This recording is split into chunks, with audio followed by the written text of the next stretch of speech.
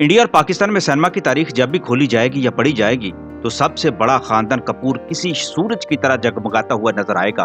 पृथ्वीराज से लेकर आज के रणबीर कपूर तक 5 नस्लों से उर्दू हिंदी सिनेमा पर हुक्मरानी करने वाले खानदान का हर फर्द, चाहे वो राज कपूर हो या शम्मी कपूर हो, शशि कपूर हो, ऋषि कपूर हो, रणधीर कपूर, करिश्मा कपूर, करीना कपूर या फिर रणबीर कपूर, ये ऐसे नाम और हवाले हैं जिन्होंने अपने अपने दौर में कपूर फैमिली की पहचान का सिक्का और धाक बैठाए रखी। मगर पैसे और शोहरत की इस रंगारंग दुनिया में कपूर फैमिली के नाम पर कुछ ऐसे काम भी हैं जो इंसानी फितरत के तकाजों के सामने उनको बहुत नीचे गिरा देते हैं। ये कुछ राज कपूर के साथ भी हुआ। कपूर फैमिली का सबसे बड़ा नाम जिसके सामने पूरा हिंदुस्तान झुक जाता था। रशिया में उनके नाम पर बच्चों के नाम रखे जाते थे। उन्हें इंडिया का चार्ली चैपलिन, लेडी किलर और शोमैन कहा जाता था। कपूर खानदान इंडिया का ताकतवर तरीन खानदान कहा जाता है। लेकिन आज की इनकलाबी वीडियो में आपको बताऊंगा इंडिया के सबसे बाअसर खानदान के राज कपूर ने दौलत शोहरत कमाने के लिए किन 2 औरतों को इस्तेमाल किया था और फिर अपना मतलब पूरे होने पर उनको जलील किया था। राज कपूर को हिंदी सिनेमा का ताजदार और डॉन बनाने में 2 औरतों का सबसे बड़ा हाथ था और इन 2 औरतों को अपनी मुट्ठी में बंद करके राज कपूर ने बेतहाशा दौलत और शोहरत कमाई। उनकी हर कामयाब फिल्म के पीछे इन 2 औरतों का ही हाथ रहा। एक अदाकारा नरगिस थी और दूसरी लता मंगेशकर। वक्त जब पलटा तो लता जी ने फिर राज कपूर को सरेआम अपने सामने हाथ जोड़ने पर मजबूर कर दिया था और वो उनके पैर भी पकड़ने पर तैयार हो गए थे। ये लता जी ही थी जिन्होंने राज कपूर के सूरज को हर गहन से बचाने के लिए अपना जीवन दिया और फिर उससे अपना खराज भी वसूल किया और दुनिया को बताया कि राज कपूर की कामयाबी के पीछे दरअसल उनका कितना बड़ा हाथ था। राज कपूर ने एक वक्त में नरगिस और लता दोनों से इश्क का नाटक किया था और RK फिल्म्स का अदारा बनाने के लिए नरगिस और लता जी को अपने साथ मिलाया। उनका सारा पैसा भी हड़प किया। मगर ऐसा वक्त भी आ गया कि बाद में राज कपूर ने इन दोनों को खाली हाथ अपने इदारे से निकाल दिया। 1949 में राज कपूर ने लता जी को अपने जाल में फांस लिया था। नरगिस की तरह लता के साथ भी उनके जिस्मानी, रूहानी और कारोबारी ताल्लुकात थे। लता जी खुद कहा करती थी कि उनकी जिंदगी में आने वाला पहला मर्द राज कपूर था।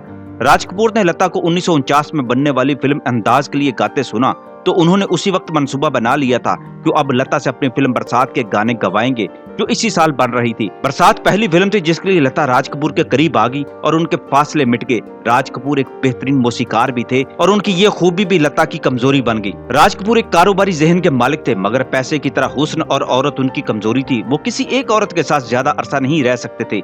उनकी हर फिल्म की हीरोइन उनके साथ फेरे ना लेते हुए भी उनकी बीवी और अखेल बनकर हाँ करती थी।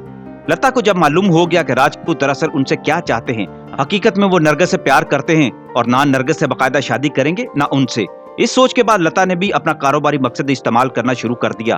वो कहा करती थी कि मौसीकार जो भी हो, RK फिल्म्स में म्यूजिक राज कपूर का होता है। RK फिल्म्स में चेहरा कोई भी हो, आवाज लता की चलती है। जिस्म किसी का भी हो, आत्मा लता की होती है। इस पर राज कपूर ही क्या, पूरी फिल्म इंडस्ट्री को यकीन था कि जिन की जान तोते में है। राज कपूर की आत्मा तो मुकेश भी था लेकिन उसकी बनाई फिल्मों में RK फिल्म्स की आत्मा सिर्फ एक थी और वो थी लता मंगेशकर। राज कपूर की फिल्में मुकेश, शैलेंद्र और शंकर जयकिशन के बगैर तो कामयाब हो सकती थी लेकिन बगैर लता के ऐसा मुमकिन नहीं था। फिल्म बरसात से लता हिंदी फिल्म में पहले नंबर पर जा पहुंची थी और कभी मुड़कर नहीं देखा वापस। चेहरे बदले, मौसीकार बदले, फिल्म साजी का रुझान बदला लेकिन ये बदलियां लता का सूरज न गहना सकी। बरसात से लेकर संगम फिल्म तक सवाए बूट पालिश के मर्द गुलकार मुकेश हो या मनाडे, हीरोइन नरगिस हो, पद्मिनी, जीनत अमान या वजंती माला, मौसीकार शंकर जयकिशन हो या लक्ष्मीकांत, RK फिल्म्स के जिसमें रूह बन के गूंजने वाली आवाज सिर्फ लता की होती थी।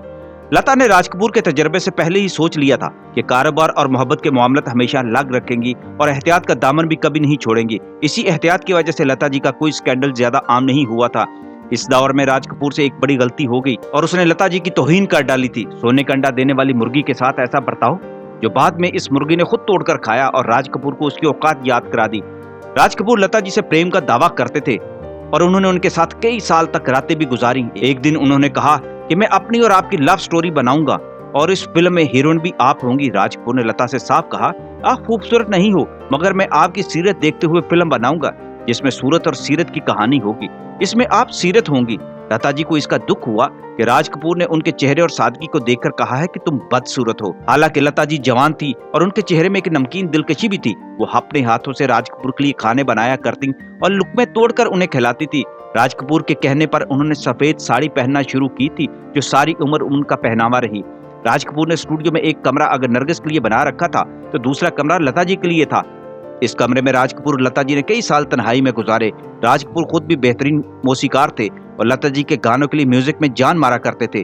इस कदर कुर्बत के बावजूद लता जी को ये कहना कि तुम खूबसूरत नहीं हो और उनसे जिस्मानी और कारोबारी तकाजे पूरे करते रहना अब उन्हें गवारा न था। लता जी ने भी अपने कारोबारी दायरे और ताल्लुकात को फैला दिया और राज कपूर का फौरी साथ न छोड़ा, क्योंकि ये भी कारोबारी तकाजा और मसलहत थी। राज कपूर उस वक्त फिल्म इंडस्ट्री की सबसे बासर शख्सियत बन चुके थे। लता जी ने दिल बहलाने के लिए अपने ताल्लुकात का दायरा बढ़ा दिया और फिर जब 1960 में उन्हें यकीन हो गया कि कोई गुलकार उनसे बड़ा नहीं, कोई मौसीकार उनके सामने नजर नहीं उठा सकता, हर प्रोड्यूसर उनकी आवाज का मुख्ताज हो चुका है, तो उन्होंने गानों की 2.5% रॉयल्टी का तकाजा शुरू कर दिया। इस मरहला पर उनकी मोहम्मद रफी के साथ भी जंग हुई थी और फिर राज कपूर ने भी इनकार कर दिया था। राज कपूर समेत कोई प्रोड्यूसर हथियार डालने को तैयार न था। राज कपूर के इनकार के बाद लता का रास्ता खुल गया और उन्होंने तय कर लिया कि लोग उनकी आवाज का खाते हैं, अब वो उनसे अपना हक लेगी और ताल्लुकात को नहीं देखेगी। 1964 का जमाना था। राज कपूर मेरा नाम जोकर बना रहे थे और हस्बे मामूल उन्होंने अपने गाने लता जी से ही गंवाने थे। लता जब इस गाने को गाने के लिए आई तो पहली बार उन्होंने राज कपूर को प्रणाम नहीं किया था। इस फिल्म का एक गीत था, ये आइटम सॉन्ग था जो पद्मिनी पर फिल्माया जाना था। शैलेंद्र के लिखे अल्फाज पे लता ने एतराज करते हुए कहा, ये बेहुदा तरीन गाना है और वो नहीं गाएंगी। राज कपूर ने सुना तो उन पर बिजली गिर गई। हालांकि इससे पहले फिल्म संगम का ऐसा ही वाहियात गाना मैं क्या करूं राम मुझे बुढ़ा मिल गया गा चुकी थी। राज कपूर ने भी इस पर कोई बहस न की। राज कपूर ने यह गाना आशा भोसले की आवाज में रिकॉर्ड कर लिया और इंतहाई हैजान अंगेज तरीके पर मबनी इसको फिल्माया। इस गाने के जरिए आशा भोसले को RK फिल्म्स में रसाई हासिल हो गई। ये पहला मौका था कि बरसात के बाद पहली मर्तबा राज कपूर की फिल्म में हीरोइन के गाने के लिए लता के अलावा किसी और की आवाज इस्तेमाल की गई थी। लता इस पर आग बगोला होकर रह गईं, लेकिन राज कपूर को भी भारी जुर्माना अदा करना पड़ा। उनके नजदीक ये अच्छा शगुन न था। मेरा नाम जोकर में उसने 65 लाख रुपए का नुकसान हुआ, जो उस जमाने में बहुत बड़ी रकम थी। मेरा नाम जोकर ने राज कपूर की कमर तोड़ के रख दी। उन्हें पहली बार यह एहसास हुआ कि अब उन्हें हीरो के किरदार में नहीं आना चाहिए, लेकिन इसके साथ ही उनके जहन में ये बात भी बैठ गई कि लता के बगैर RK फिल्म्स हिट नहीं हो सकती। चुनाचे बाद के तजर्बे ने उनको इसको दुरुस्त भी साबित किया। उनकी फिल्मों की हीरोइन बदलती रही, नरगिस से मंदाकिनी तक कितनी ही लड़कियां हैं, मगर लता की आवाज का तसलसल जारी रहा। मेरा नाम जोकर में लता न थी, इसलिए जैकी शन का दिल भी नहीं लग रहा था और खुद राज कपूर भी खुद को अखड़ा अखड़ा सा महसूस करने लगे थे। उन्हें यह एहसास था कि मेरा नाम जोकर में आशा, मुकेश और मनाडे की आवाजें और शंकर का म्यूजिक भी बागवान साबित नहीं हुआ। चुनाचे उन्होंने दोबारा लता की जानब लौटने का फैसला कर लिया और उसका 2.5% रॉयल्टी देने का मुतालबा भी मंजूर कर लिया। लता RK फिल्म्स में वापस लौट आई, मगर अपनी शराइत पर। सबसे पहले तो उन्होंने ये शर्त आयद की कि वो शंकर के साथ काम नहीं करेंगी। राज कपूर ने शंकर की जगह लक्ष्मीकांत प्यारे लाल को रख लिया। इस तरह लता ने शंकर को भी तोड़ मरोड़ कर रख दिया और उस वक्त के एक बड़े म्यूजिशियन का मुस्तकबिल भी दांव पर लग गया।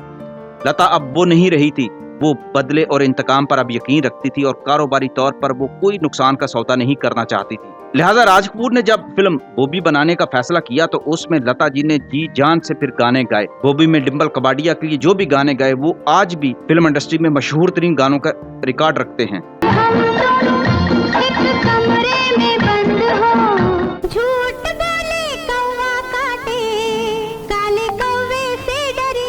बॉबी में ये क्लासिकल गाने गाकर लता जी ने लक्ष्मीकांत प्यारे लाल को बड़ा मौसीकर बना दिया और राज कपूर पर यह वाज़ेह कर दिया कि लता की आवाज के बगैर वो कुछ भी नहीं है। लता ने राज कपूर को भी सबक सिखा दिया था। पहले तो उन्होंने 2.5% रॉयल्टी का मुतालबा मनवा लिया और फिर राज कपूर को अपने इशारों पर चलाने लगी थी। सितम शेवम सुंदरम में जीनत अमान का जिस्म था और लता की आवाज, ये वही फिल्म थी जिसका आइडिया उन्होंने एक जमाने में लता से शेयर किया था। लता को राज कपूर की वो बात याद थी जब उसने कहा था कि वो एक बदसूरत लड़की की कहानी पर फिल्म बनाना चाह रहे हैं जिसकी सीरत बहुत अच्छी है और इस किरदार के लिए वो लता को हीरोइन लेना चाहते हैं। उस वक्त तो ये मंसूबा रह गया था, मगर लता इस हितक को भूल न सकी थी। यही फिल्म बाद में सितम शेवम सुंदरम के नाम से वो बनी। सितम शेवम सुंदरम के गानों की रिकॉर्डिंग शुरू हुई तो लता ने अपना तौर तरीका ही बदल लिया। पहली बार तारीख में ऐसा हुआ था कि लता गानों की रिकॉर्डिंग बार बार कैंसिल करा देती थी। वो जिस गाने के लिए भी जाती या तो देर से जाती या फिर वो कहा करती थी कि जब मैं गाने के लिए आऊं तो राज कपूर वहां नजर नहीं आने चाहिए। लता का ये रवैया देखकर राज कपूर की बेबसी का भी आलम बढ़ गया।